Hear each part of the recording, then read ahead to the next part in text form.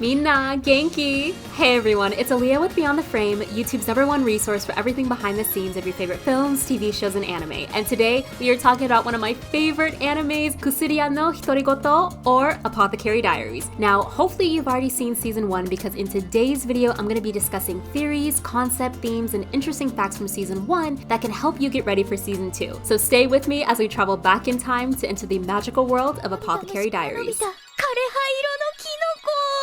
役者にしようか眼役にしようか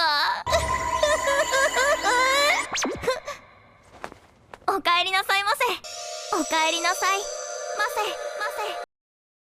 せませ Season 1 begins with Maomao being kidnapped and sold to the royal palace, where she finds herself being dragged into palace politics using her apothecary skills to unearth medical obscurities. I like to think of this show as a female Sherlock Holmes dedicated to uncovering medical mysteries during the Chinese Tang or Ming dynasty. And one of those mysteries we see in season 1 is the incident with the blue roses. You might already know this, but the meaning of a blue rose is typically associated with achieving the unattainable. They symbolize determination, individuality, abundance, romance, and self-acceptance. The reason this is so important is because Maomao's determination ultimately helped her parents achieve the impossible, allowing them to finally reunite after all these years and even get married. But their happy ending came with a heavy price for those close to them. Some of you probably could tell that Meimei had developed feelings for Lakan. Meimei knew deep down that Lakan's heart already belonged to another, but she secretly hoped he would buy her contract out, which is even something Maomao hoped for. Maomao's mother, Fengxian, on the other hand, is an interesting character. In the beginning, when she met Lakan, she merely viewed him as another customer, probably even a cocky customer. But as the years went by, they developed a relationship that eventually grew into something more. Deciding he was the man she wanted, Fengxian timed his visit when she was most likely to get pregnant, with the idea being this could help lower her cost, allowing him the opportunity to buy her contract. But due to ill timing, Lakan's uncle, Loulan by the way, who is Maomao's adopted father and great uncle, was banished from the palace, and because of Lakan's close relationship with his uncle, he was also sent away for 3 years. Fengxian, believing she had been abandoned, was forced to sell herself to bring in money, eventually contracting syphilis. This caused her to take her anger out on Maomao, and it only grew worse thanks to the illness ravaging her mind and body. Now, normally in these situations, most madams of a brothel will throw out a courtesan who stopped serving her purpose or no longer had any value to the establishment. However, as someone as shrewd and money-hungry as Granny is, she chose to keep Fengxian in a separate area, even raising Maomao with the other ladies, which makes you wonder, why did she do that? And the anime hasn't officially confirmed this, but many people speculate it's because Granny is Maomao's actual grandmother, which explains why she was so harsh to Lakan, since she would view him as the man who ruined both her daughter and her granddaughter. But what do you think though? Do you think Granny had other motives? Let me know in the comments. A fun fact about Maomao is that the Chinese word for Mao means cat, which perfectly suits her since she is constantly being compared to a cat with cat-like mannerisms, with her insatiable curiosity and aloofness to others around her. Even her nickname, Xiao Mao, can be translated to mean kitten, which is probably the exact opposite of her personality. Maomao is someone who is intensely pragmatic due to her life in the red light district. Even though she loves her adopted father, granny, and older sisters, she has a skewed view, if not accurate view, on life due to watching countless courtesans fall in love only for their clients to grow tired of them and leave them behind. Not to mention the crime, drugs, and violence she would see on her way home in the dark alleys. But it's because of what she saw that makes her such a strong, intelligent, and highly capable person, resulting in a rather refreshing character. It's also a nice shakeup to see the male lead as the one more concerned about his looks as opposed to Maomao, who hides her beauty to better fit in. I'm very excited to learn about Jinshi since a lot of hints have been dropped about his identity in the palace. A big hint being when Lakan confirms that he saw Jinshi as an advisor piece, which can be translated as a gentleman or scholar. But what makes the advisor piece so unique is that it can only move about 5 points on the board, making it incapable of leaving the king piece. This idea essentially captures the essence of Jinshi's current situation.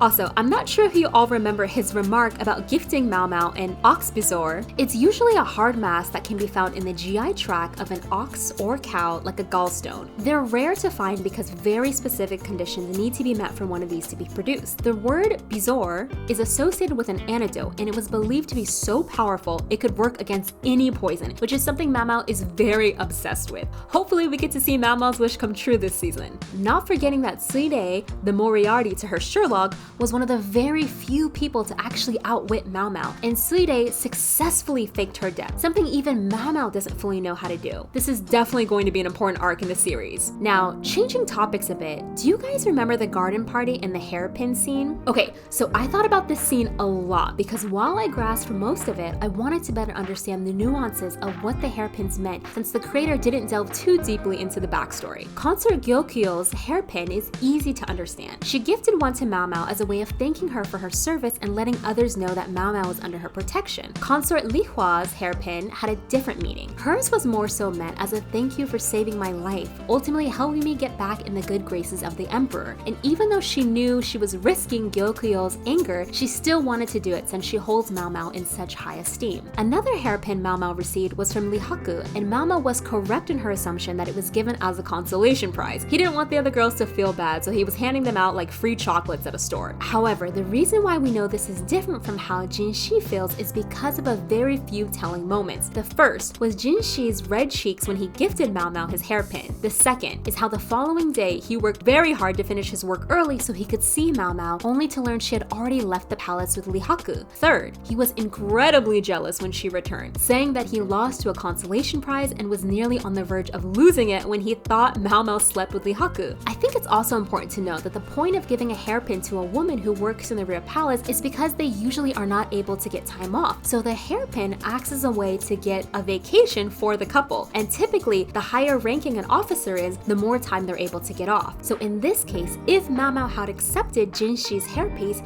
she could have been gone from the palace a lot longer. But this is just my opinion, so let me know what you think about this hairpin theory. Personally, I love their romance. It's a slow burn, but I think that's what makes it so enjoyable. It feels natural, and it's super cute to see Jinshi falling head over heels for Maomao while she totally turns a blind eye to all his antics. Another person I'm excited to see more of is the newest consort, Consort Loulan. The fact that she is always changing her outfits and makeup, never maintaining one look, makes you wonder what game she's playing at. At one point, even Maomao says she doesn't know what Loulan looks like under all her makeup, not to mention the absolute powerhouse Loulan's father is. Definitely more to come on this as the anime continues. This is Aaliyah with Beyond the Frame, Apothecary Diaries. Are we in? Are we out? What do we think? Let me know. Hopefully this gave you some things to think about and potential theories for what future seasons could look like. If you've been following me for a minute, then you know I am an anime nerd with a fascination for trivia, so let me know in the comments if there's anything cool or interesting you learned while watching the anime. I'd love to hear your thoughts and what you think about the show. And remember to like,